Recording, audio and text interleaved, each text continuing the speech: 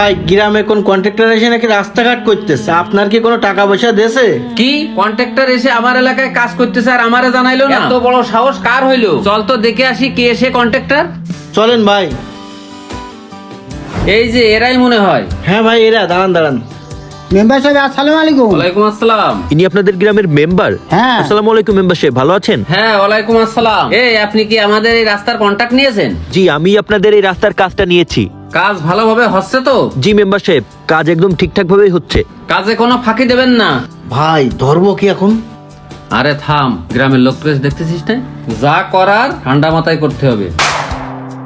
রাস্তার কাজে কোনো সাহায্য লাগলে আমারে জানাবেন। যে কোনো সমস্যা হলে আমি মেম্বার আছি। আর আসলে আপনার কাজটা আমার সত্যিই পছন্দ হয়েছে।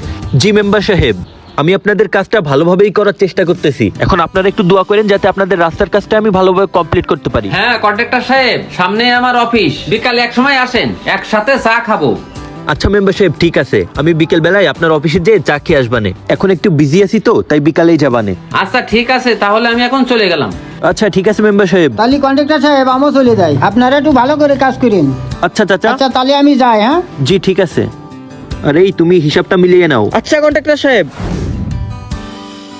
হ্যাঁ, তাহলে রাস্তা যেখানে ভেঙে গেছে সেখানে তুমি ঠিক করো, আর আমি এই সাইডটা দেখতেছি। এই সাইডটার কাজেও নাকি কি সমস্যা হয়েছে। এই বাবু, এই এই এই, দাঁড়াও দাঁড়াও দাঁড়াও।